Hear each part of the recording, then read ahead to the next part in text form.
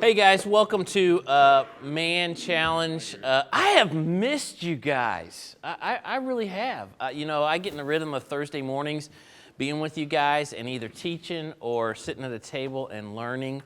And I have missed it. It seems like it's been like 6 months, and it's really only been like, I don't know. 6 months. 6 months, since we met. But I have really missed this. I wanted to start off this morning by just reminding us why we're here. I don't know if you're like me, but I tend to do things out of routine or habit, or it's on my schedule, and I forget the reason why we're here. Jordan's Donuts, right, yeah. And Karsten's going to bring some goodness. The reason we asked if anybody here has one of those flat top griddles is we would like to do once a month something called Breakfast Club, which when we sent you guys out to restaurants had mediocre results. The food was good, but so we were thinking about doing it here, outside once a month kind of a thing. So if you have that, come talk to me after church. If not, I guess I'll just have to buy one, right, honey? It's just a need that.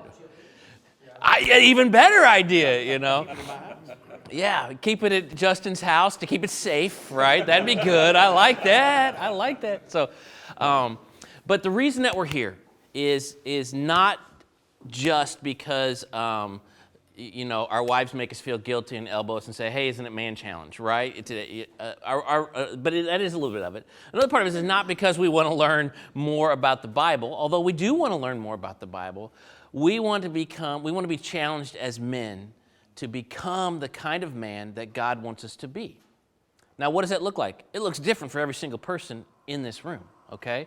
But the one thing is that he wants us to become more like his son, Jesus, to have the priorities that Jesus had, to have the mindset that Jesus had, to have the lifestyle that Jesus had. One of the things that the word that I've been trying to be more like Jesus is to have the response that Jesus had. Jesus never drove a car, but I'm pretty certain his response in heavy traffic would be slightly different than mine is on occasion, okay? I get a little bit frustrated. Or when I'm really tired and my wife asks me for the 10th time to do something that I really don't want to do, but I know I ought to do, my response is probably a little different than Jesus's would have been. So we want to become more like Jesus. Here's where we're going for this whole semester from now through May. We're going to be doing one at a time. We're going to hit that series for the next 6 weeks, and we're really going to dive in as a church as a whole. And then after that, we're going to do a series called Next Level. And Next Level is where we're really going to be challenged as men to take our faith and our life to the next level. And we're going to take a look at scriptures that Jesus said in the Sermon on the Mount, which is in the book of Matthew, 3 chapters in there, that are really challenging. Like whenever we read them, we're like, oh, that's really good stuff. We're going to look at it and say, what if Jesus actually meant for us to do that? Oh, that's next level stuff. And so we're going to be challenged. Now, here's what I know. Spring's going to be coming when we hit that and everything, and you're going to be like, oh, maybe I'll sleep in. It's going to be hard. This is going to be next level stuff, all right? I want to challenge you guys to stick through the whole semester, and that's where we're going. Well, today we're going to start off with one at a time, and we're going to hit that. You guys have probably seen one of these things if you've ever been at a place that has somewhat of a scenic thing. I have yet to see one of these in a guy's backyard, okay? Unless he lives on the Grand Canyon or Niagara Falls or something like that. But the company that makes this is called the Tower Optical Company, okay? And you can actually buy one of these, and they don't list the price on their website. But if you were to order one, it can be delivered to your house or wherever in 2 weeks. There's a part of me that just wants to, wouldn't you love to just put one of those in your front yard and see what your neighborhood does, right? Like, oh man, grass and dogs and trees and cars, The Tower Optical Company has been in business since 1932, so 90 years of making these things. I don't know about you guys, but I remember as a kid taking vacations in different places, and we lived in Buffalo, New York for a while, and so Niagara Falls had these. I just thought they always existed. Like, they were just always around, but they're at 90 years, and the way it works is you take a quarter and you stick it right here, and you turn the thing, and you're able to zoom in on this beautiful view and see things a lot closer. Now, a little trivia question. Does anybody here have an idea how many quarters can fit inside one of these things? Like as you're putting quarters in. How many quarters do you think? 300. How many? 300. 300, okay. 450. 831. 832. Yeah, the price is right. $1. It will hold 2,000 quarters, which, if my math is right, is like $250, right? $500. I'm in ministry because of math. So they make a smaller version. I'm sure they do. Yes, binoculars. This would be hard to carry around if you're a bird watcher. Like, hold on. But this helps you to be able to see something that's a beautiful view and kind of view, zoom in to be able to see something. The website says that it will take 1,000-yard view and put it down to something like 100 or something like it. It'll zoom in. And this is kind of serving as our metaphor for what we're talking about in this whole One at a Time series. We get faced with a lot of people. I mean, in fact, this morning, I don't know, there's probably 20, 25 guys in here. There's a lot of people here. And it's easy for us to go, man challenge, yeah. But what God is calling us to do is to look at people one at a time. Now, why do I say that? Because God wants our quarters. Because God wants our $500 worth of quarters, that's right. It's because Jesus did his ministry one at a time. One of the things that I have struggled with as I'm trying to be like Jesus is this. I'm a busy person. And I have some things to do today. Like I have 2 or 3 appointments on my calendar today, and I have a whole list of things I need to accomplish today. So when I go home at the end of the day, I feel like I've earned my pay. I've done a good job. The problem is Jesus, I don't think, had a smartphone that reminded him of all his appointments. And so a lot of his ministry was him, what I would consider being interrupted. He was going along, and all of a sudden, he ran into this woman at a well. And he said, "Can I have a drink?" And it transitioned into a spiritual conversation that changed her life and the life of everybody that she met after that. There's all kinds of examples of that. So here's what I want to do. I want us to kind of do popcorn. Let's have a discussion here. Think of times in the New Testament when Jesus had interactions one-on-one with somebody. And a lot of times, in fact, I don't know of anybody who scheduled time, said, hey, next Thursday morning at 6:30, can we have coffee, Jesus, and do that? So what are some times, think of some illustrations or some examples of stories when Jesus was with somebody one at a time. The woman at the well. Yep, that's a good one. When he called his disciples. When he called his disciples. Yeah, he didn't just put out a Facebook post that says, hey, if you want to be my disciple, come. He called them by name. Okay, good. Other ones, Jordan. The woman with the issue of blood. Yeah, the woman with the issue of blood. In fact, we're going to talk about her today. She's been sick for a long time. Martha, when I forget which one was complaining that she was doing all the work. Yeah, Mary was complaining because Martha was just sitting at the feet of Jesus. Martha, hold on. Yeah, Martha was complaining. Martha was complaining because Mary was sitting, I have Marthaplexy. Man, I like to work and work and work. I have this disease. And what did Jesus say? You know, she's chosen the right. She's sitting at my feet. Yeah, okay, so what else? The man they dropped through the roof. Yeah, he was teaching to a packed house, literally. They dug a hole in the roof, bring it out, and he took time for the one. Forgave him of his sins, and then healed his physical thing. Neat. What else? Mike. Do you realize that Jesus said he must go through Samaria? He must go through Samaria. That's right. So maybe there was an agenda going on that we don't know about. Yeah. What are some other examples? I remember one time Jesus and his disciples were walking along and there was a funeral going on, a funeral procession. There was a widow lady and her only son had died. And Jesus wasn't a part of that funeral, but he inserted himself in and raised her son from the dead. Okay? Jairus came to him because his daughter was ill. That's right. Lazarus was a friend. He got word that he was sick. He kind of took his time getting there because there was a plan. Like you said, Michael, there was another plan. but one at a time. Lazarus, come out. Yeah, on the road to Emmaus. You remember Mary? After he had died and he had resurrected and she didn't know it? And he was talking with her and she said, have you not heard? And he just said one word. What was the word he said? Her name. He said, Mary. And she knew it was Jesus. Jordan. Nicodemus. Yeah, Nicodemus was a ruler who came to Jesus in the middle of the night, to ask questions. And Jesus said, you must be born again. Zacchaeus was a tax collector. And he climbed up into a tree so he could see Jesus. And out of everybody in the whole procession, the whole crowd, he said, Zacchaeus, you come down, for I'm going to your house today. For I'm going to your house today. And that ends the musical portion of Man Challenge.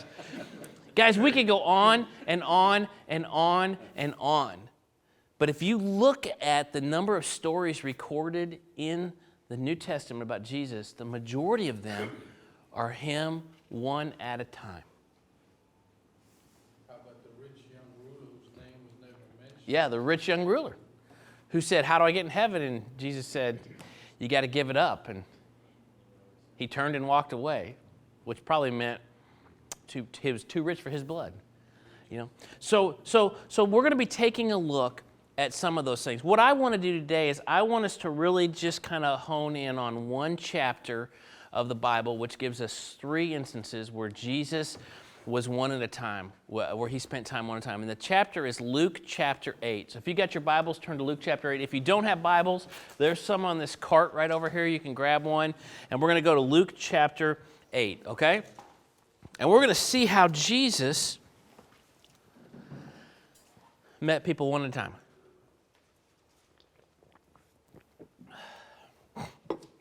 Luke chapter 8, starting in verse 26. The first one is it's called the healing of a demon-possessed man. If you're old school, you would call this the Gerasene demoniac, okay? The reason for that is because he was demon-possessed and he was in a place, the location was called the Gerasenes. And I'm just gonna read through this, and I want you to just kind of let the scripture just kind of land on you. It says in verse 26 of Luke chapter 8, they sailed across the region of the Gerasenes, which is across the lake from Galilee. And when Jesus stepped ashore, he was met by a demon-possessed man from the town. This is where the story gets interesting. For a long time, this man had not worn clothes or lived in a house, but had lived in the tomb. You got the picture? Jesus walks up to crazy, naked cemetery boy, man, okay? It gets better. When he saw Jesus, he cried out and fell on his feet, shouting at the top of his voice, "What do you want from me, Jesus, Son of the Most High God? I beg you, don't torture me." For Jesus had commanded the evil spirit to come out of the man. Many times it had seized him, and though he was chained hand and foot and kept under guard, he had broken his chains and been driven by the demons to a solitary place. So you get this picture? I mean, this dude is legit horror movie scary guy. He's probably got cuts on his arms and legs, or maybe shackles still on there because he'd been able to break out of them. He was naked. He was living in the tombs. And I get this picture of him like in this mausoleum, kind of poking his head out the door as this boat lands on the shore, and him going up to Jesus. Whether it was his power or the demon's power, we don't know. But he came up to Jesus. All right? Now, Jesus was not alone. He was with his 12 disciples. What does the Bible say about where they were? It doesn't. But they're not part of the picture, are they? So they're either back in the boat going like, yeah, Jesus, we're going to just take care of the anchor. You get him. Yeah, oh, yeah, we got to fix the flux capacitor on this thing. I don't know. But they were not a part of the story. So Jesus walks up to this man that probably, because it said he had not lived in a home, was lonely, was outcast. He was living in the cemetery, the one place that people wouldn't go because they would be considered unclean, and Jesus went into that place. And I love what he says in verse 30. The first thing Jesus says is, "What is your name?" Do you ever notice how important names are to Jesus? I'll let you guys in kind of on a dirty little secret, not a dirty secret, but a behind-the-scenes secret of people who are in public places, especially myself, is I don't remember names really well. And so a lot of times I will call people, especially guys like Doc, Dude, Bud, or Man, okay? If I don't know your name, I'm like, hey, Doc, Dude, Bud, Man, how you doing, And And so, in fact, on our staff, that's kind of a signal. If one of us says that and we know the person's name, we're supposed to go, oh, hey, Gary, how you doing? Oh, I mean, Gary, Doc Dude Bud Man, And it's hard, but Jesus asked him his name, and the demon took over and says, we are legion because we are many. And they begged repeatedly not to order them to go into the abyss. So the story goes on where Jesus casts the demon out into the large herd, and they went over the cliff and they died. And I love what it says. I'm trying to find the verse here. In verse 35, it says, and the people went out to see what had happened because they heard about this big pig slaughter and this supposed story about this changed man. When they came to Jesus, they found the man from whom the demons had gone out sitting at Jesus' feet, dressed and in his right mind. Amen. Changed his life. Amen. But then it says, and they were afraid. They're like, what in the world is going on? So Jesus took the possessed man and one at a time went into a dark place, addressed him individually, and changed his life. So let's go on to the next story. And it's actually kind of a story sandwich. Because in verse 40, we're going to read about a guy named Jairus. Jesus returned to the crowd, welcomed him, for they were expecting him. Okay? And a man named Jairus, a ruler of the synagogue, came and fell at Jesus' feet, pleading with him to come to his house because his only daughter, a girl of about 12, was dying. Jairus was a religious leader in the Jewish system, and Jesus was not their favorite person. But Jairus was desperate.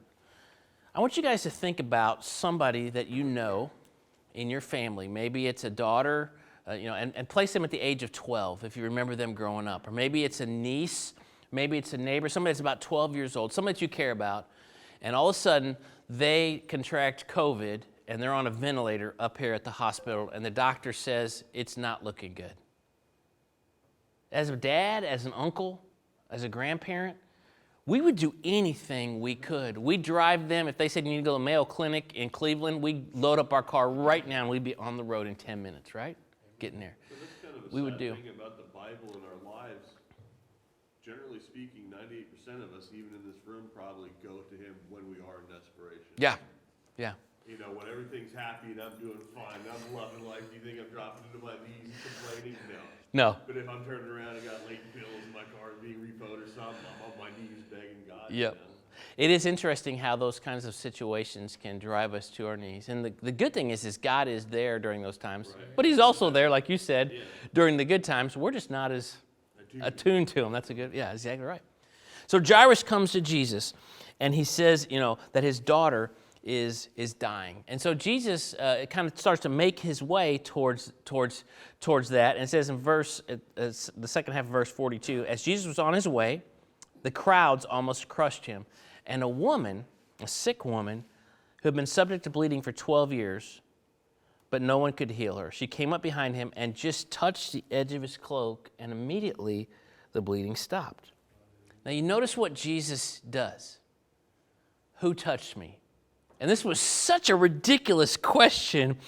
They all denied it. And Peter goes, Jesus, man, we're in the middle of a crowd. Like, this is like, everybody's touched you. Like, there is no social distancing. It's like, we're all up against each other. And Jesus said, someone touched me because the power has gone out. And the woman, seeing that she could not go unnoticed, came trembling and fell at his feet, probably expecting to be chastised. What are you doing touching him? He's a teacher. You shouldn't be doing that. And how she'd instantly been healed. Verse 48 says, then he said to her, and I love this, Kyle talked about this in a sermon, daughter.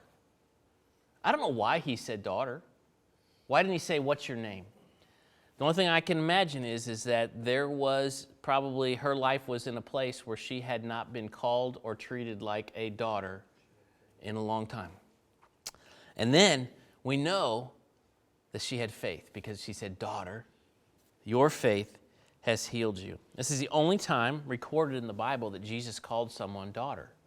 Now, he probably called other ladies daughter, but it's just interesting to me that this was a moment. He chose that word specifically, daughter, your faith has healed you.